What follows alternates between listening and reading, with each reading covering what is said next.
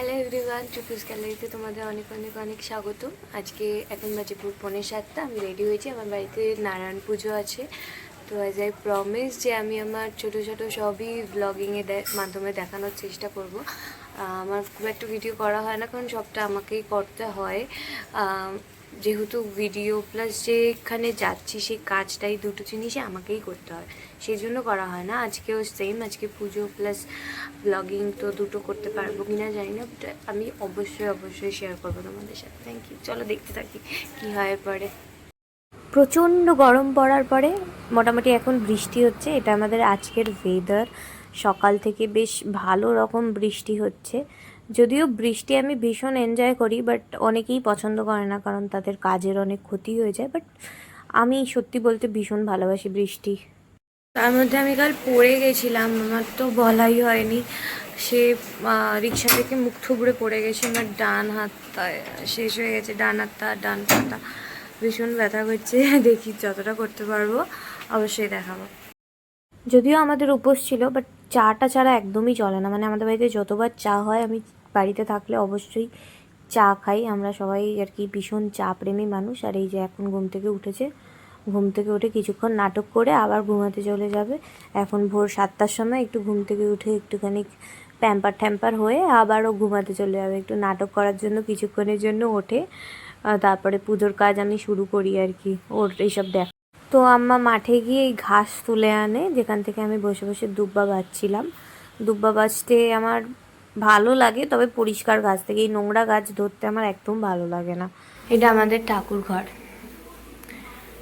এই সিংহাসনটা আমি যখন অনেক ছোট ছিলাম, আমার আম্মা কিনেছিল বাড়ির সামনে থেকে, একজন নিয়ে যাচ্ছিল ভ্যানে করে।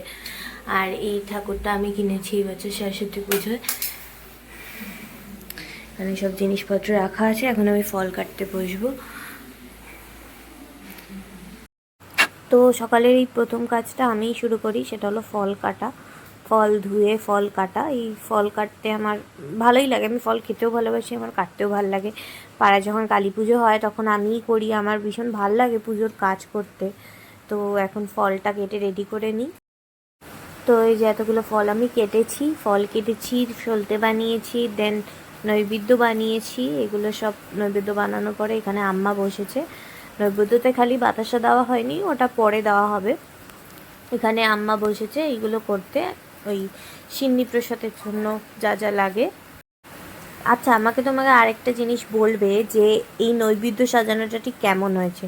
আমি খুব মন থেকে নৈবেদ্যটা সাজিয়েছি, অনেক করে সুন্দর করে সাজিয়ে গুছিয়ে। ঠাকুরের কাজ সুন্দর করে সাজিয়ে গুছিয়ে না করলে না সত্যিই ভালো লাগে না। তো এই আর কি সিন্নি প্রসাদের যে বাটিটা, এটার মধ্যে এখন গুড় ঢালা হচ্ছে।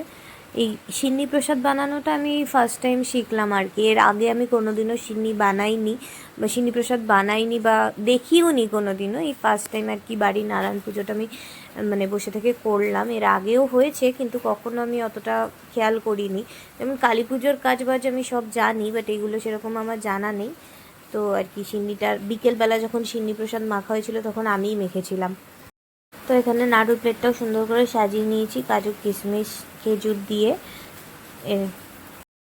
তারপরে দেখো এই নৈবেদ্যের ওপর দিয়ে আমি সুন্দর করে নারকেল কুড়িয়ে দিয়েছি। অ্যাকচুয়ালি নারকেল কোড়ানো ছিল না, তখন দেওয়া হয়নি। বাতাসাগুলোও নৈবেদ্যতে দেওয়া হয়নি, নুকুলদানা দিয়েছিলাম মিষ্টির বদলে। তারপরে মানে ঠাকুরমশাই আসার পর তিনি বললেন যে বাতাসা একটা একটা করে দিয়ে দিতে, ভালো লাগবে আরও দেখতে।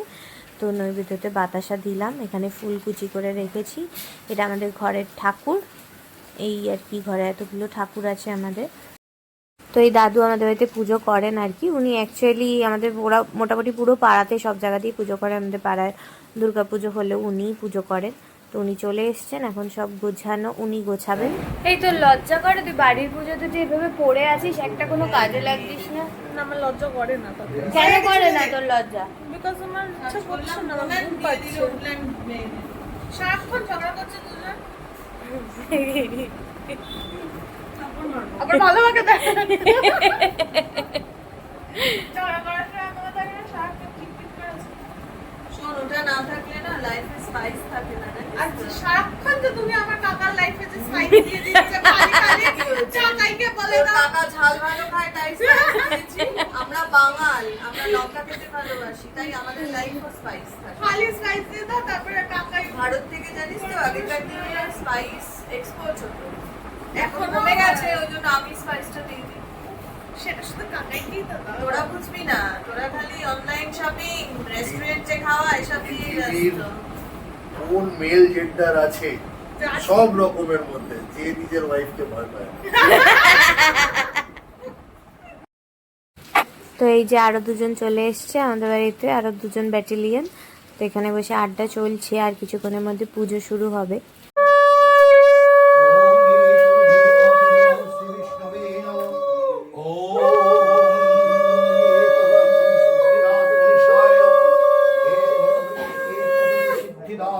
তো তোমরা মোটামুটি দেখতেই পাচ্ছ আমাদের বাড়ির পুজোটা মোটামুটি শুরু হয়ে গেছে, সবে শুরু হয়েছে।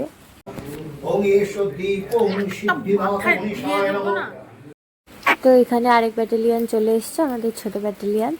ভীষণ আদরের ভাই আমার, সবচেয়ে ছোট আর কি আমাদের এই কাজিনসদের মধ্যে, ও সব থেকে ছোট, মানে আরও ছোট আছে বাট ও আর কি মানে সেম এজের একটা গ্রুপ হয় না, সেই গ্রুপের মধ্যে সবচেয়ে ছোট।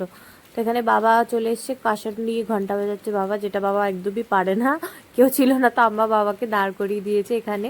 দেখিয়া দ্বিজ বিস্ময় মানিল, নারায়ণে দ্বিজবর সব শুধাইল। দ্বিজ কহে আমি থাকি মথুরা নগরে, দীক্ষান্বিত দুঃখ মম কভু নাই পরে। দ্বিজের বচন শুনি দেব নারায়ণ, কহিলেন আমি হই সত্য নারায়ণ। যাগ যজ্ঞ করি যত ফল। তো এই প্রথমবার আমি পাঁচালি শুনলাম, যেটা আমার ভীষণ ভালো লেগেছে অ্যাকচুয়ালি। বসে এই পাঁচালি শুনে একটা শান্তি পাওয়া যায়, আশা করি সবাই জানবে। তো পাঁচালির পরে এখানে এখন আরতি শুরু হয়েছে, এই আরতি শুরু হওয়ার পরে তারপরে অঞ্জলি হবে।